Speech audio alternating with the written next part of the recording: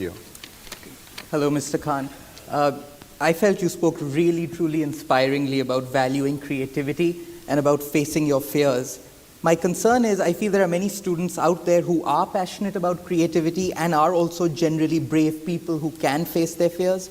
But in spite of this, they choose safer, more traditional, non-creative paths in life because they feel the creative path is simply too risky, no matter how brave they are.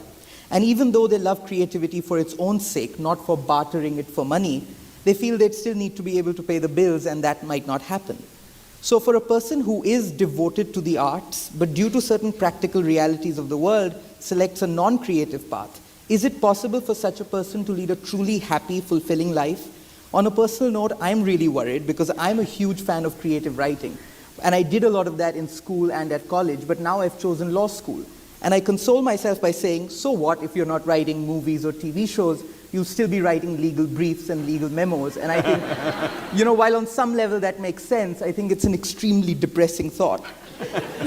And I do feel like somebody's stepping on my oxygen tube, but I fear that the alternative might feel like somebody simply cut off my oxygen tube because I won't be able to pay my bills.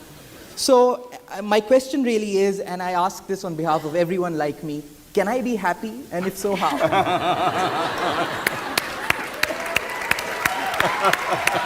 An easy one. An easy one, yeah. Nigga, let me tell you, you've got problems, dude. I know.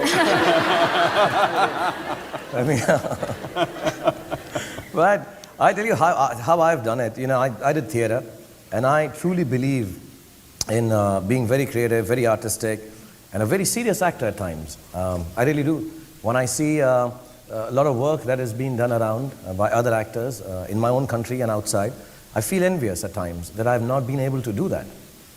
Because like you said, when I came on to Mumbai, and I would say this to all the kids, that yes, surviving is the most, that's what the whole speech was, that I'll teach you how to survive.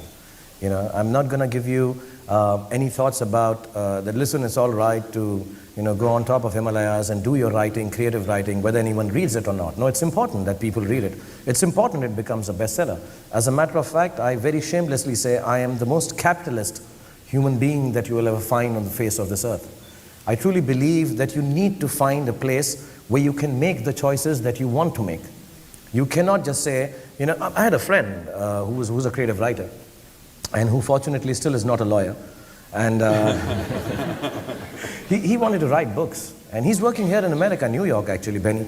And he asked me one day, his father died, and he said, I want to write books. I want to write creative stuff on spirituality and goodness, and I don't want to write anything else. How am I going to survive? My father's dead, my mother's not being able to look after me. And I said, you go down and start working in an advertising company, where he started writing. I do remember, this is a joke we had in college. I don't know if it is still here.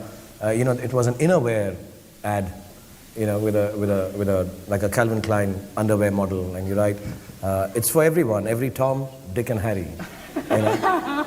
And so, which you say, if you have to write this stuff, you write it, and earn the money, pay your bills. Don't let them cut your oxygen tube out. But after you are in that position of choice, don't misuse it. And that's the one thing that I decided to do. I do a lot of advertising. A lot of people question me on the uncreative bits of work that I do. I think out of 10 things that I do, I think 7 of them are highly uncreative, and very disturbing at times. I have a big bathroom now. I sit there and cry after having done those things. Yeah, I genuinely do, I'm not lying. I want kids to know this, that yeah, I do that. I'm like, I don't want to do this, but I take the money from that, and I would like to be able to create a production house, a filmmaking institution, which would do the creative stuff which I wanted to do when I was 25.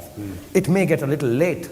It may happen when I'm 50 or 55. It may not have happened when I dreamed of it at 26, 27. But I'm sure that I will make the right choices. So please, all you kids, do not get waylaid by anyone who tells you it's wonderful to be creative and poor and hungry. No. You can't be that. You have to survive. You owe it to your parents. You owe it to your life. Be well, have good cars, have a good television, have 3 PlayStations if you need. But when you get into that position of choice, make sure you don't cheat with your choices. So that's one thing. So do your legal briefs. And on the side, when you have become this really famous, wonderful lawyer, saving convicts and and criminals.